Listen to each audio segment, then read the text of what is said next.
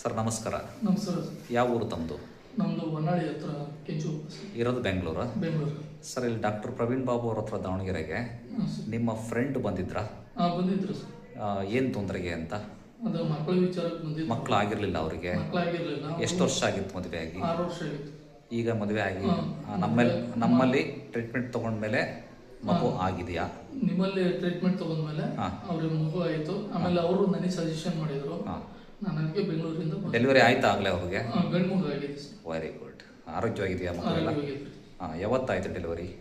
ಅಲ್ಲೇ ಒಂದು 4-5 ತಿಂಗಳಾಯಿತು. ಒಟ್ಟು ತಾಯಿ ಮಗು ಆರೋಗ್ಯ. ಹಾಗಾಗಿ ನಿಮಗೆ ಹೇಳಿ ಕಳಿಸಿದ್ರು. ಹಾಂ. ನಿಮಗೆ ಮದುವೆ ಆಗಿ ಎಷ್ಟು ವರ್ಷ ಆಯ್ತು ರೀ? ಒಂದು 5 ವರ್ಷ ಆಯ್ತು ಸರ್. ಆಗಿಲ್ಲ ನಿಮಗೂ? ನಿಮ್ಮ ಫ್ರೆಂಡ್ ಸಜೆಷನ್ ಕೊಟ್ಟಿದ್ದಕ್ಕೆ ನೀವು ಬಂದಿದ್ದೀರಿ. ನಾವು ಬೇರೆ ಕಡೆ ಎಲ್ಲ ತೋರಿಸಿದ್ವಿ, ಆಗಲಿಲ್ಲ. ಓಕೆ. ಒಟ್ಟು ನಿಮ್ಮ ಫ್ರೆಂಡಿಗೆ ಮಗು ಆಗಿರೋಂಥ ಸತ್ಯ ಅಲ್ಲ? ಸತ್ಯ ಅಲ್ಲ. ಡಾಕ್ಟರ್ ಲಂಚ ಕೊಟ್ಟು ಈ ಥರ ಹೇಳಿಸ್ತದಾರ? ಏನಿಲ್ಲ ಅಲ್ಲ? ನಿಜ ಅಲ್ಲ? ಸತ್ಯ ಸರ್. ಓಕೆ. ಈಗ 2 ತಿಂಗಳಾಯ್ತಾ ಮಗುವಾಗಿ ಡೆಲಿವರಿ ಆಗಿ? 4-5 ತಿಂಗಳಾಯ್ತಾ? ಓಕೆ, ಒಳ್ಳೇದಾಗಲಿ. ನಮಸ್ಕಾರ ಸರ್. ನೋಡೋಣ, ನಿಮಗೂ ನಾವು ಪ್ರಯತ್ನ ಮಾಡೋಣಂತೆ.